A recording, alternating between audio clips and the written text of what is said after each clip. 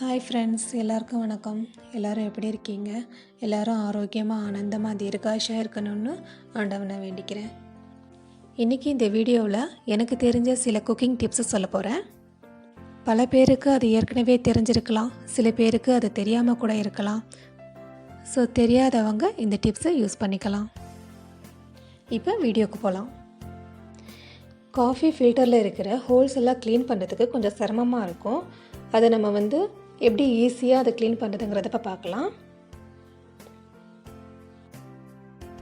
ஃபில்டரில் இருக்கிற அந்த மேல் பாகத்தில் தண்ணி நிரப்பி இப்படி வாயில் வச்சு ஊதணுன்னா அந்த ஹோல்ஸில் இருக்கிற அடப்பெல்லாம் கீழே இறங்கும்.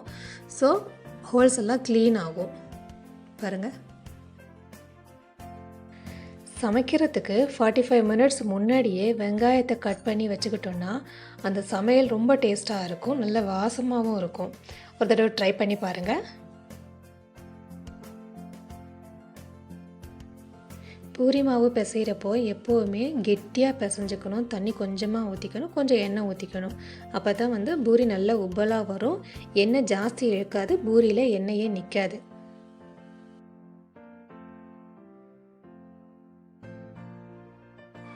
நாள் செஞ்ச சப்பாத்தி மிச்சமாகிடுச்சுன்னா ஒரு இட்லி பாத்திரத்தில் ஒரு தட்டை வச்சு அந்த சப்பாத்தி எல்லாத்தையும் அதில் போட்டு ஒரு 10 நிமிஷம் சூடுபடுத்தினா போதும். சப்பாத்தி ரொம்ப சாஃப்டாக ஆகிடும்.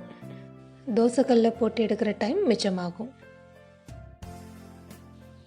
தேங்காய் துருவலை நம்ம கொஞ்சம் ஜாஸ்தியாகவே துருவி ஒரு பாக்ஸில் போட்டு ஃப்ரீசரில் வச்சுக்கிட்டோன்னா நம்ம எப்போ வேணுமோ ஒரு 1/2 அன் ஹவர் முன்னாடியே எடுத்து வெளியில் வச்சு நம்ம யூஸ் பண்ணிக்கலாம்.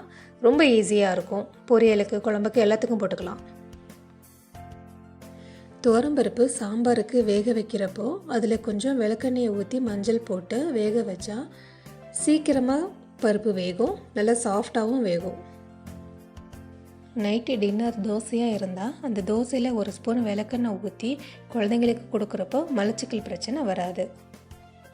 வாரத்துக்கு ஒரு நாள் ஒரு தோசையில் மட்டும் ஒரே ஒரு ஸ்பூன் மட்டும் ஊற்றி கொடுத்தா போதுமானது.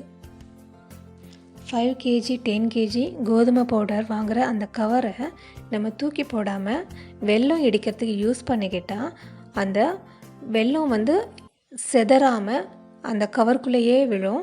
அதுவும் இல்லாமல் நம்ம சின்ன சின்ன பாலித்தீன் கவரில் வெல்லத்தை வச்சு இடித்தோன்னா அந்த கவரில் இருக்கிற அந்த பிளாஸ்டிக் லேயர் எல்லாம் நம்ம வெல்லத்தில் போயிடும்.